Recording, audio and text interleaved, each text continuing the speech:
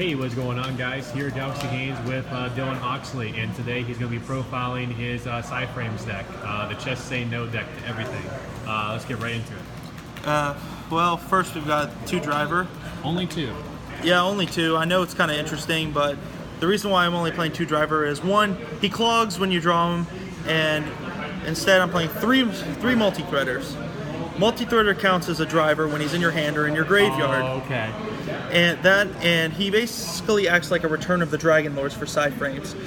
Because if you discard him, you can prevent any number of Cyframe cards in your field from being destroyed. So you have an Overload and Circuit on field or multiple monsters, you can just pitch him instead, so it doesn't activate. Right, and then you can summon him off of your Cyframe negation effects instead of the original driver. Yeah, or you can just bring him out for the hell of it, even with driver. Right. So, and Gears, 3 Gamma, he's the best one. 3 Delta, spell negation. 3 Beta, he's like an angry battle fader. Very angry battle fader. 3 Alpha, summon reaction, and plus you get a free search. Not even ulti battle fader. Yeah. Inside joke, people. Yeah, I know. Double card D, draw for extra draw power, and to actually do something on your turn. Yeah, and the 1 Max C. Yep. That's all for monsters. Spells, 3 Circuit, 3 Terraforming. Yep. You gotta have Terraforming. Gotta be able to synchro on your opponent's turn. Something else for you to do on your turn, Pot of Duality. Kind of sucks you can't play Demise because you kind of need to keep stuff in your hand. Yeah, you need to keep a full hand. Yeah. And 3 Field Zone. If your cards do end up getting banished, you can use this. Yep. Like you can use Zeta and a banished 1-star to go into Omega. Which is kind of evil when you think about it. Yeah, it's pretty good. Yeah, 2 ofs. 2 Foolish Burial Goods. You can use it to pitch. You can use it to pitch Overload for its search effect, or occasionally you can dump a dead Terraforming if you have it in your deck. Okay. That's actually come in handy. 1 ofs. We've got the 1 Psychic Path. Pay 800. Grab 2 banished Psychics. Okay. Easy to recycle your hand traps. 1 Upstart. Ultra German. And 1 Raigeki. Heil Hitler. For traps, only 4.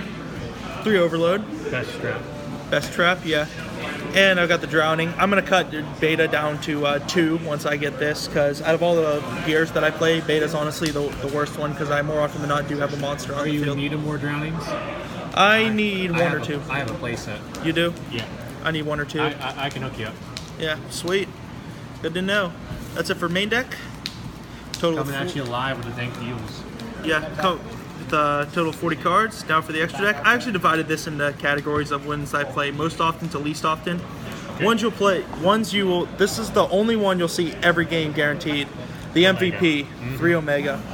I know it's good to have a budget Omega, but as you can see, these are all OG. Yep, still $25. Yep. And ones that you'll see almost every game. 2 Black Rose. Yep, nuking the board in the opponent's turn is pretty good. Very good. And any Pendulum or Zoo deck, it wrecks. So rip when you use Black Rose. 3 Zeta. 3 Zeta. Zeta is very good for reaction with the 1-stars, banishing monsters, plus he has great synergy with Field Zone if you have banished 1-star monsters. Now, have you actually found yourself going into 3 Zeta or 3 Omega in the game?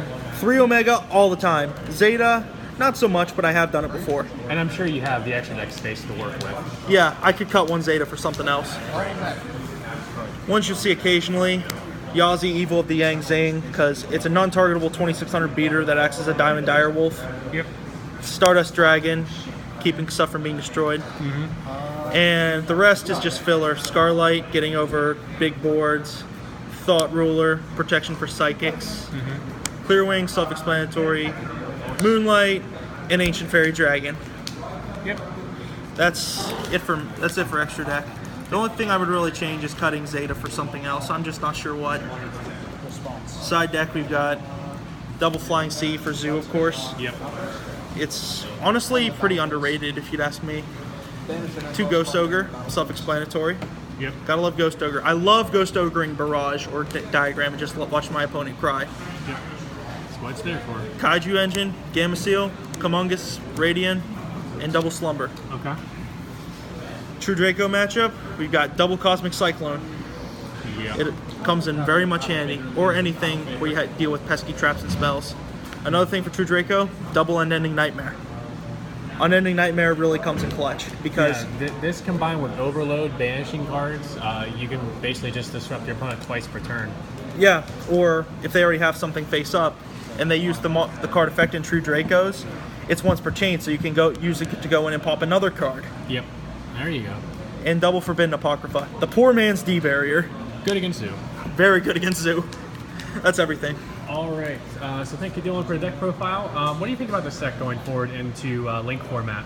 Honestly, because of the fact that they take themselves off field and they return to the main monster zone, that really helps because that way you can control multiple very big and very powerful monsters that come out of the extra deck. Mm-hmm. And Go ahead. and it's a way to get around the new Link rule.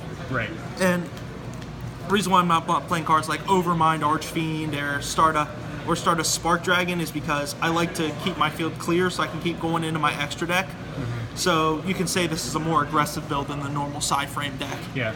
And you seem to prefer the pure side frames. You haven't really given much thought to playing like a blended build. Like I know there's some builds with like Time Lords, Yosenju's. Yosenju's as well. I've never thought about the Yosenju build. I'm not a big fan of it, but I have thought about the Time Lord build. Just haven't found the cards to do it. Right. Of course, it's pretty much all bulk in the Thousand Legends set. Yeah, all I need is the 3 Water one and the 3 Medion. Yeah. That's really all I need. And Maiden's pretty good too. Maiden is good. The reason why Psy-Frames and Time Lords work so well in a deck together isn't just because they have synergy together. They stay out of each other's way, if you know what I mean. Pretty much, yeah. Because I mean, by the time you'd want to have a clear board, the Time Lords just shuffle themselves back away during your standby phase. Yeah, and Time Lords can clear your opponent's board without destroying. Yeah. So it gets away around stuff like, or when Link format comes around, Return of the Dragon Lords, or you don't trigger Cosmos ships. And stuff like that. And then they're hard to get over because, indestructible by battle or card effects, which is always good. Yeah, and it's pretty funny summoning a level 10 monster for free. Yeah. All right, so that's it for the deck profile. Again, thank you, Dylan, for the deck profile. Remember, guys, to like, comment, subscribe, and we will catch you guys the next time.